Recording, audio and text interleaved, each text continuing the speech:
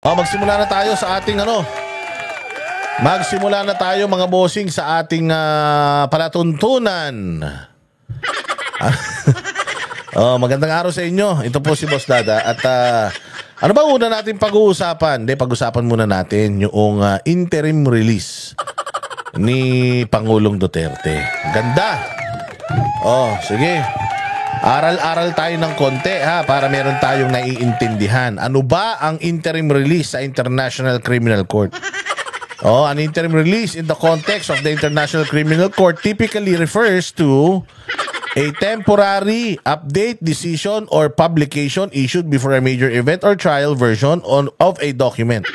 This could include changes to regulations, update to rankings, or announcement related to... Hindi yan.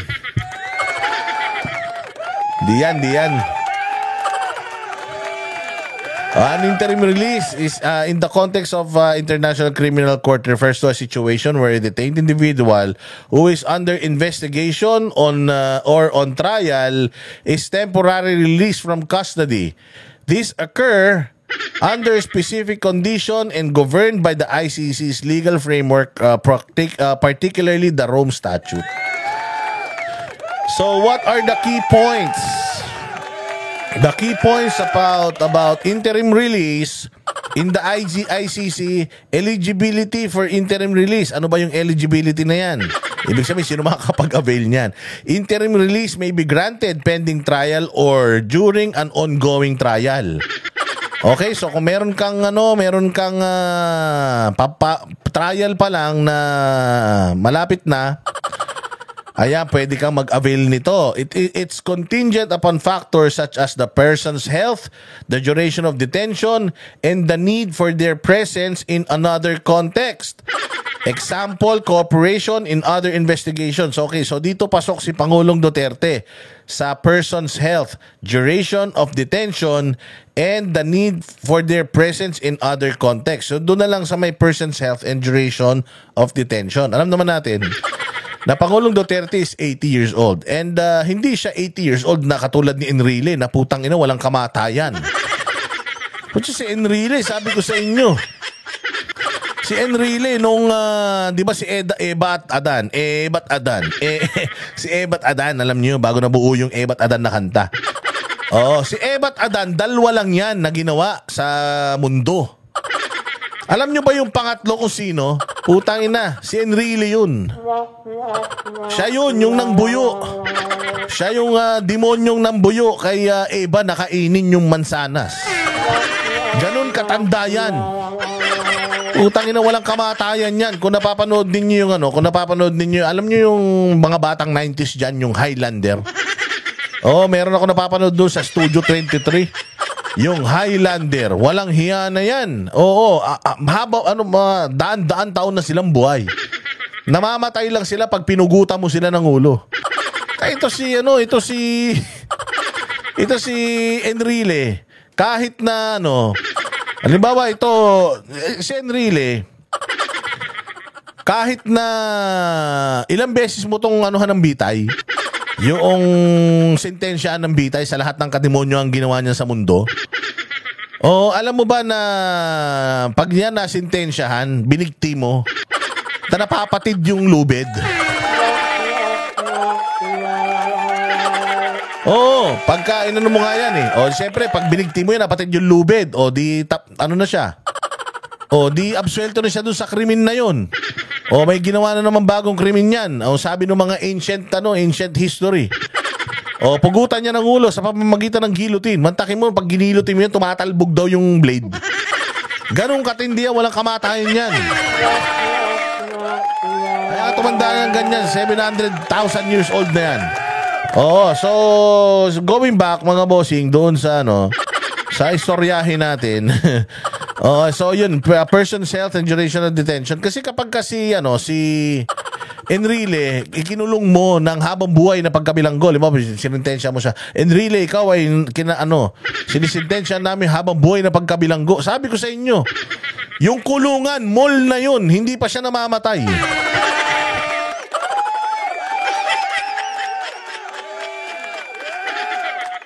Di ba kinulong siya doon? Kulungan pa yun. Oh, putya yan, namatay na lahat ng mga tao doon sa kulungan. Yung kulungan ginawa ng mall. Buhay pa rin siya. Oh. Ganong katindi yan. So ngayon, dito kay Pangulong Duterte, dahil matagal talaga yung paglilitis sa dahig na yan. Isipin mo, kailan pa siya nandiyan dyan? Marso. Magsisimula pa lang yung kanilang basahan. Yung basahan ng kanilang sentensya sa September pa. Saan ka naman makakita ng ganyan? Enak ng tokwa. Sabi ko nga sa'yo, baka yung mga biktima ng war on drugs, baka magkaapo na sa tuhod, hindi pa tapos yan eh. Yang kaso na yan. So mahabang-mahaba yan. And considering the health of PRD, which is yung age niya 80, health niya deteriorating na talaga mga bossing. Kasi dami, mantakin mo 27 gamot ang iniinom niyan araw-araw dito sa Pilipinas. Oo, mabuti na nga lang daw, nandoon na siya ngayon sa loob ng detention facility. Hindi daw pumayag yung mga doktor doon na inumin niya yung pagkarami-raming gamot na yun. Oo, ewan ko kung ano ba yung mga klase mga doktor dito sa Pilipinas. Ang sabi daw ng detention facility, i-monitor lang yung kanyang BP. Pero syempre marami na siyang mga maintenance. So matotal, matanda na siya. And hindi natin alam kung hanggang kailan pa talaga siya abot with the sanction ng US sa sa ICC. Hindi alam ng ICC kung kailan sila makakapagsimula ulit. Kasi sinanction sila eh, lahat ng mga bank accounts nila. Sa Amerika ay hinold ni Donald Trump. Pati lahat ng mga service providers nila ng mga kano, pinull out lahat ni Donald Trump, sinanction ni Donald Trump. So, may problema pa ang ICC. Unang-una sa lahat, financial. Pangalawa, how they're going to function with all these sanctions. Eh, hindi na kayang antayin ni Pangulong Duterte yan. Kasi nga, hindi na siya ganun kabata. He's 80 years old. And kung uunahin ng ICC yung kanilang mga problema at yung kanyang kaso hindi muna maipaprioritize, mas mabuti talaga na i-release na muna nila si Pangulong Duterte. Conditions for interim release. Ito these are the conditions. The person does not pose a flight risk. So kapag siya ay pinalabas mo at tinanggap siya ng isang member state, babantayan siya ng member state na yun. Paano magiging flight risk si Pangulong Duterte? Hindi na nga makalakad mag-isa yan.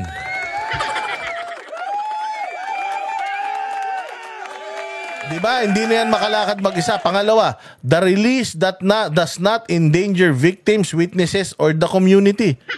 Anong danger ang mai-impose ni Pangulong Duterte sa bayang Pilipinas o kaya sa mga witness? Tangina, hinuli nga yan ni Tory nang walang kabog-abog eh. Sinasabi ninyo na sobrang lakas ni Pangulong Duterte, sobrang kriminal, sobrang ganito, sobrang ganyan. Tangina, nakita nyo nga kung paano siya itrato ni Tory. Ginawa siyang sanggol. Di ba ginawa siyang bata ni Tory, parang walang nagawang mabuti sa bayan. So paano siya makakapag-impose ng threat and danger sa mga witnesses? Putangin na niyan. Hindi niya nga kilalang mga hayop na yan eh. Sabi ko nga sa inyo, if PRD, kung si PRD sobrang dangerous niya na tao, putangin na yan, si Tory patay na ngayon yan. Kung totoong may DDS, si Tory patay na ngayon yan. Diba? Kung totoong may private army si Digong at pumapatay ng tao, Davao Death Squad, ba't buhay pa si Tory? Buhay pa si Dilima? Buhay pa lahat ng mga galit sa kanya? Diba? Bullshit na bullshit yung istorya nila. So, hindi na siya makakapag-endanger ng victims, witnesses, and the community. PRD is too old for that. And he doesn't have yung mga pinalalabas nila na meron siyang ganito, meron siyang ganyan, nakakatakot siya. Nung ginawa ni Tory yun kay Pangulong Duterte, doon lahat napahiya ang gumagawa ng istorya sa kanya. Kasi if PRD is really that dangerous, hindi kayang hawakan ni General Torre itong si Duterte. Someone could have, put a bullet in his head. Kung totoong ganun kadelikado si Pangulong Duterte. O parang kay Pastor Apollo Kibuloy din yan. Meron daw private army si Pastor Apollo Kibuloy. Parehas na parehas yung istorya nila eh. Meron daw private army si Pastor Kibuloy, Angels of Death, anak ng tinapay. Tangina, alam nyo ba sa 16-day KOJ siege, natutulog yung mga punyetang pulis na yan, yung mga baril nila, pinagpapatong-patong lang nila sa gitna. Sabi ko sa iyo, kung may masamang loob sa mga taga KOJC, ano ba naman yung dambahin nila, kunin nila yung mga baril, tapos pagbabarilin nila yung mga kupal na yan habang natutulog. Pero hindi nila ginawa kasi walang ganun. Hindi totoo yung Angels of Death na sinasabi nila na private army ni Pastor Apollo Kibuloy. Hindi rin totoo yung DDS na sinasabi nilang pumapatay para kay Pangulong Duterte, vigilante group, eklat-eklat.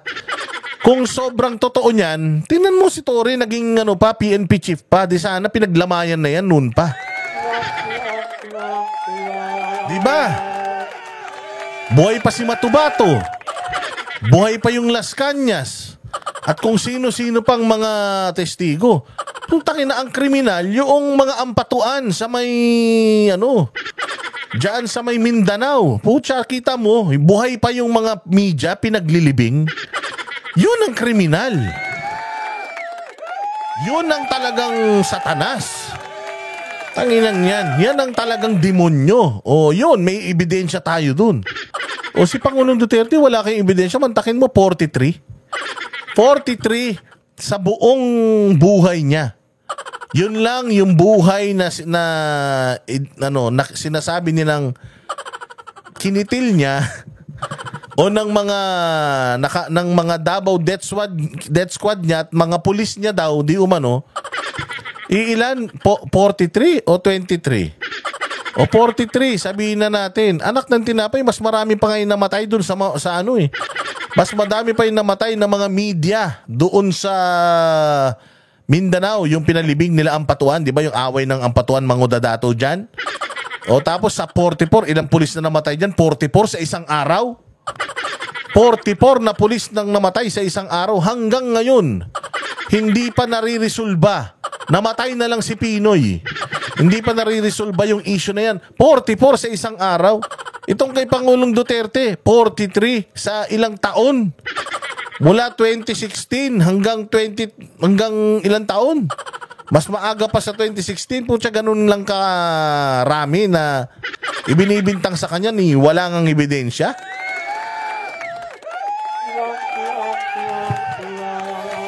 O hindi ba? O so malabong-malabo yung sinasabi nila that he can endanger victims and witnesses. The individual complies with any condition imposed by the court, of course. Siyempre, kumbaga, ano ba yung sa mga nangungutang? Di ba, pag may nangungutang, mayroon guarantor, di ba? O ang guarantor dyan, si Kaufman.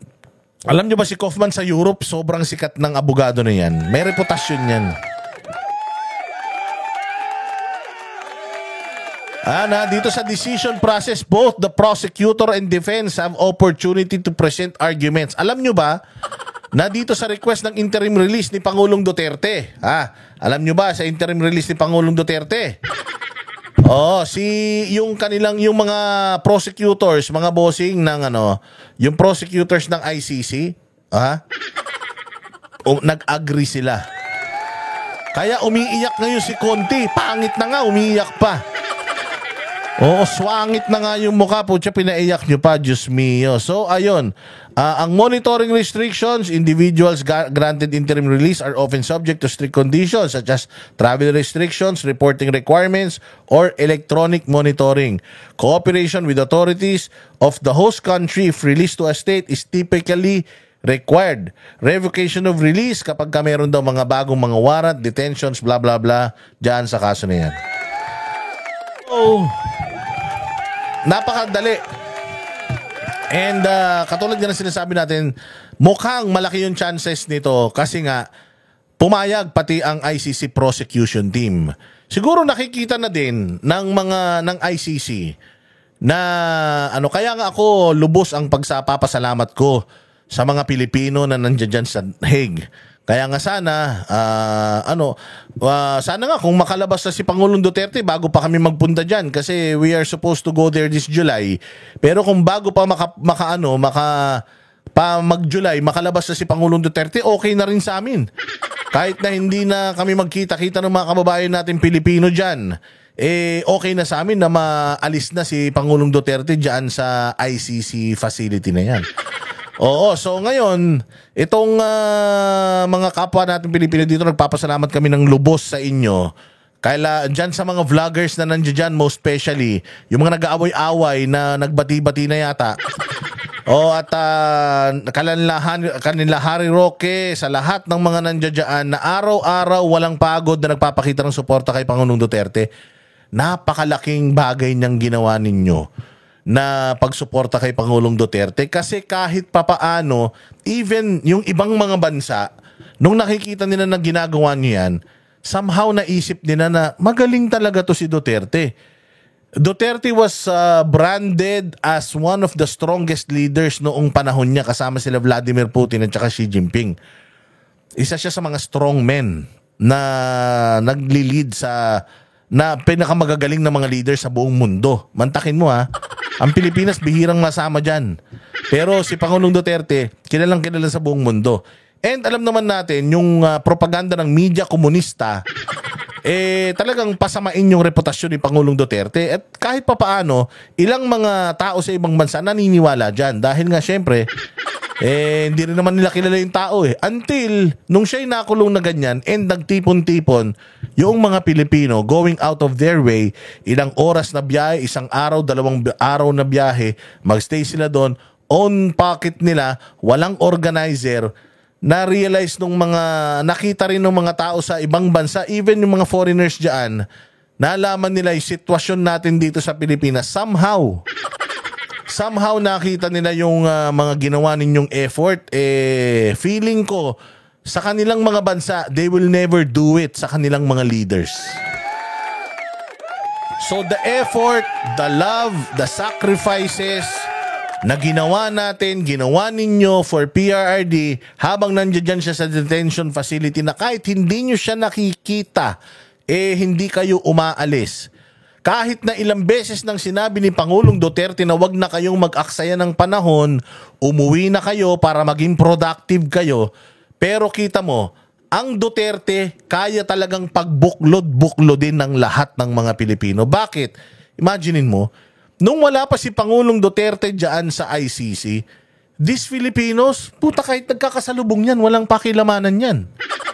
Kahit nagkikita yan, nagtatagalog na yan, narinig na nila yan, hindi pa nagpapansinan niya, matataas ang ere ng mga Pilipino sa abroad Pero dahil iisa ang pagmamahal natin kay Pangulong Duterte, dahil naramdaman ng bawat Pilipino yung galing pagmamahal at yung sakripisyo ni Pangulong Duterte sa Pilipinas, kahit na yung mga dating Pilipino hindi nag-uusap-usap, dahil nandiyan si Pangulong Duterte sa ICC, kita mo, nagkaroon pa ng Duterte Street.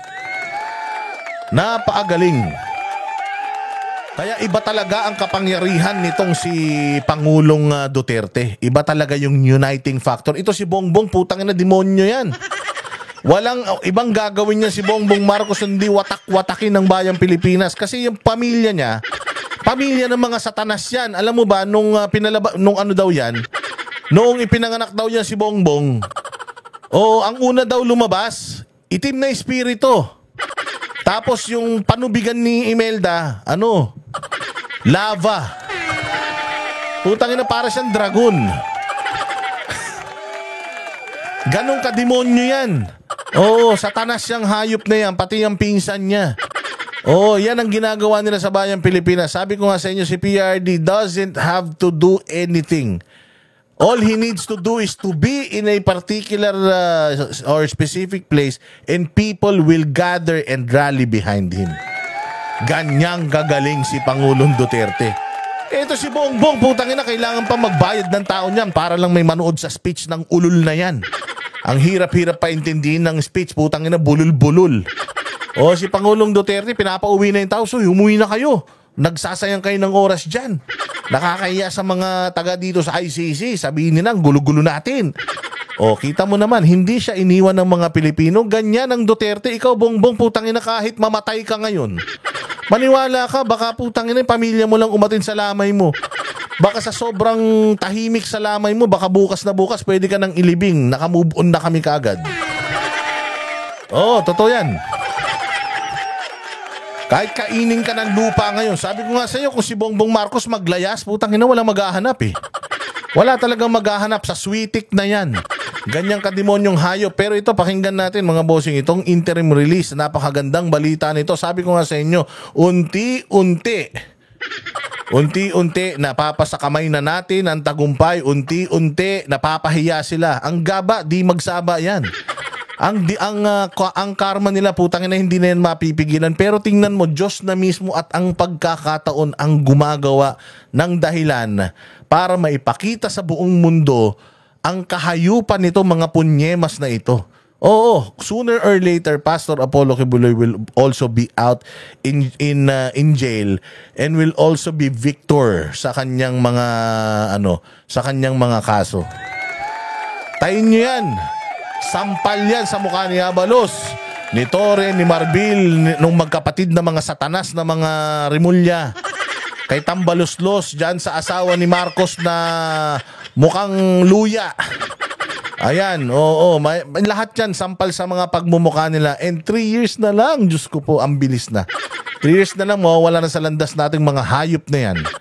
Huwag na natin pabalikin ha, yung mga nagpapakalat dyan ng mga Inday Sara Marcos na tandem. Huwag nyo nang anuhin yan, pilitin. Tama na yung isang Marcos na nakahawak ng ganyang kapangyarihan, dalawa pala. Huwag nyo nang dagdagan ng isa, putangin na yan. Salot ang mga Marcos na yan. O play. May panibagong mosyon ang kampo ni dating Pangulong Rodrigo Duterte para makalaya ito sa ICC Detention Facility. Si MJ Mondihar sa report. Formal nang hiniling ni former Philippine President Rodrigo Duterte sa International Criminal Court o ICC na siya gawaran ng interim release. Sa impormasyon mula sa ICC, may petsang June 12, 2025 ang request ng dating Pangulo. Itinaon sa pagunita na ika-127 taong araw ng kalayaan ng Pilipinas. Ang bansang inalaya ng buhay at pinagsilbihan ng dating Chief Executive. Depensa ng kampo, hindi flight risk ang dating presidente at walang kakayahan na gumawa ng anumang paglabag sa batas, dala na rin na katandaan ito. Hiling nila sa ICC na pagbigyan ng pansamantalang paglaya on humanitarian grounds dahil sa mga iniindang karamdaman ng dating Pangulo. Si Duterte ay 80 taong gulang na at nangako ng 100% kooperasyon sa ICC sa kabuuan ng provisional release. Welcome development naman sa former Presidential Legal Counsel ng FPRD ang nasabing hakbang. Hindi naman siya flight risk, hindi naman siya tatakas. Pero naman pansang gusto pumupup sa kanya. Tiwala rin si Attorney. Ayan na. May bansa na ang gustong kumupkup sa kanya. Actually, 3 yan. 3 bansa yan. Gusto sabihin ko sa inyo kung sino.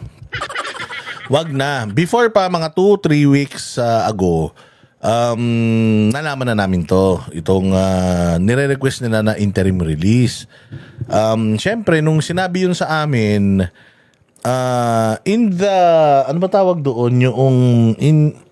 Yung with the confidence na hindi kami epal, na hindi kami maingay. Kasi ang Banateros, mapapagkatiwalaan mo yan ng impormasyon. Pag may nakuha kaming impormasyon, hindi kami yung nagmamadali, nakikipag-unahan pa sa otoridad.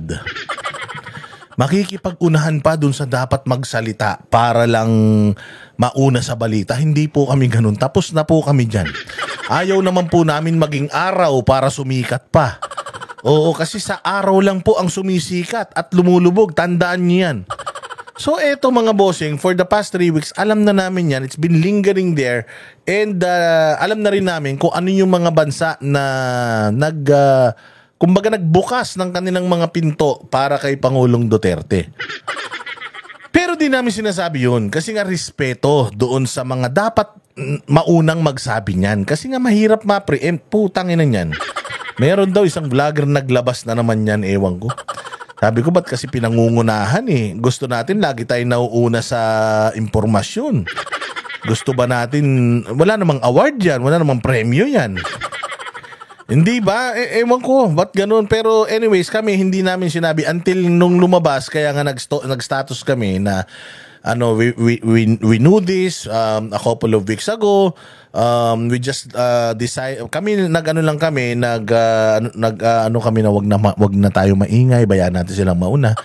Yung information naman kasi that's for all, pero mas maganda manggaling mismo sa kinauukulan, ha? So kami, hindi kami nagsalita mga banateros, kalmado lang kami. Sabi ko nga sa inyo, but we have information na hindi namin dapat sabihin. Kino-confirm na lang namin na alam namin after na inilabas yan ng mga principal. Pero hindi kami yung bida-bida na makikipag-unahan sa impormasyon. Hindi kami ganun, hindi natin yun. So, alam na natin to, and nung ibinalita ito, ibig sabihin nung ibinalita na, na siya, confirmed na siya, di ba? So, ang saya-saya namin. Ni Panelo na pagbibigyan ng ICC judges ang request ng dating presidente. May diferensya nga yung pag-aresto sa kanya. Yung mga kalakaran na yon ay malaking factor na mabigyan siya ng interim release. Iginit naman ng legal team ng dating Pangulo na may kasaysayan na ang ICC ng paggawad ng pansamantalang paglaya sa mga akusado. Masyado ding magastos yan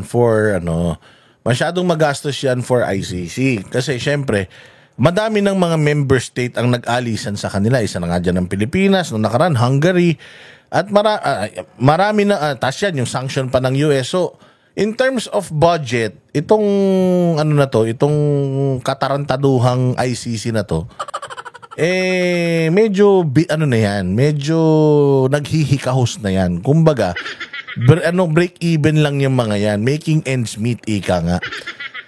So, kung magstay pa dyan si Pangulong Duterte, yung dami ng tao na magbabantay kay Pangulong Duterte, syempre, overhead yan, expense yan. Siyempre, pagkain, gamot, hospitalization, everything, kailangan provided nila yan.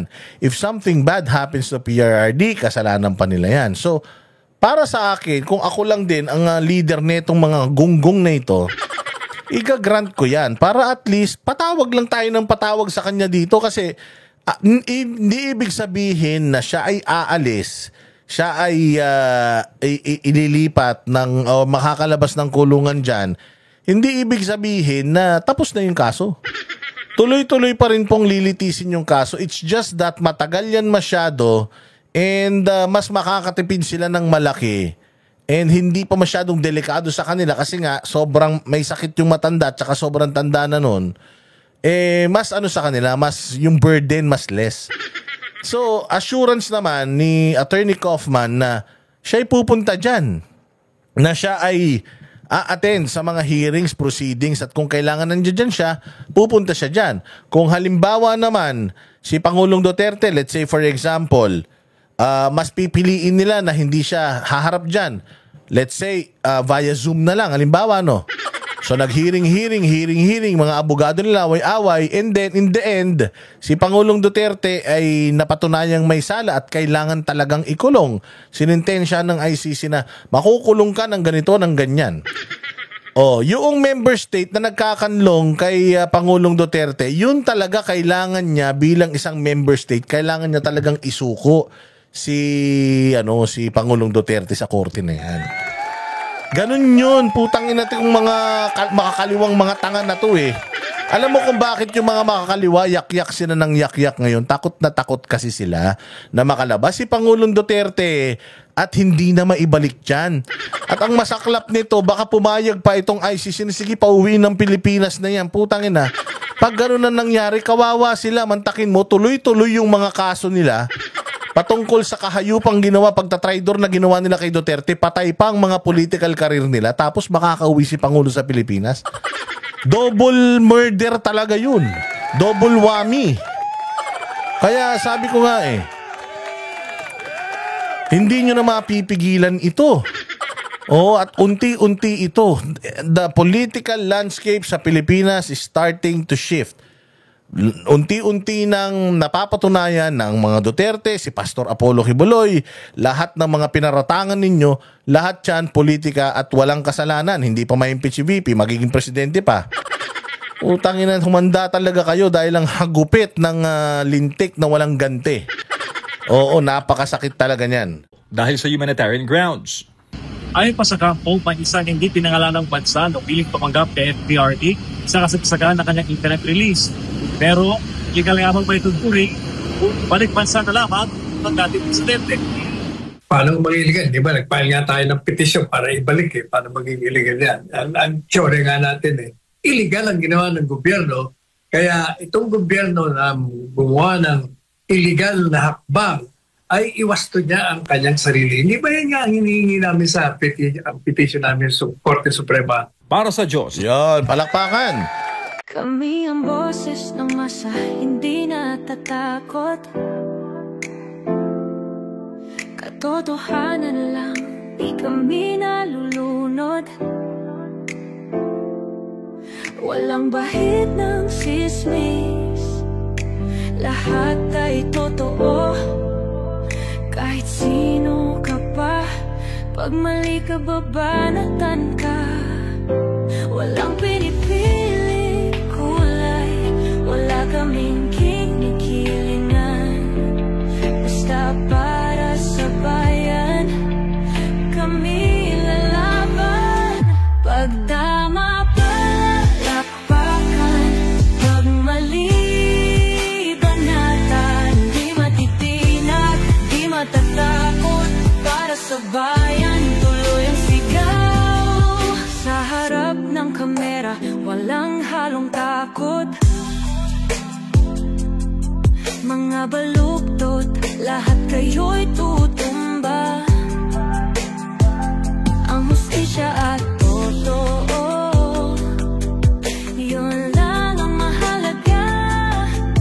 Kahit sinong harang, di kami matitinag. Walang pinipiling kulay, wala kaming kinikilingan. Basta para sa bayan, kami lalaban. Pag tama palakpakan, pag mali banatan. Di matitinag, di matatakot, para sa bayan tuloy ang sigaw. Kung nasa tama ka, ikaw ay aming kasama. Pero pag mali ka, handa ka na bang mabasag? Banateros kami, walang inuunan. Dahil bayan muna, bago ang sarili.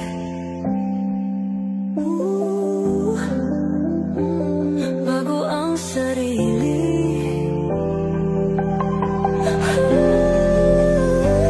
Pag tama palakpakan, pag mali banatan. Banateros ang sigaw, katotohanan ang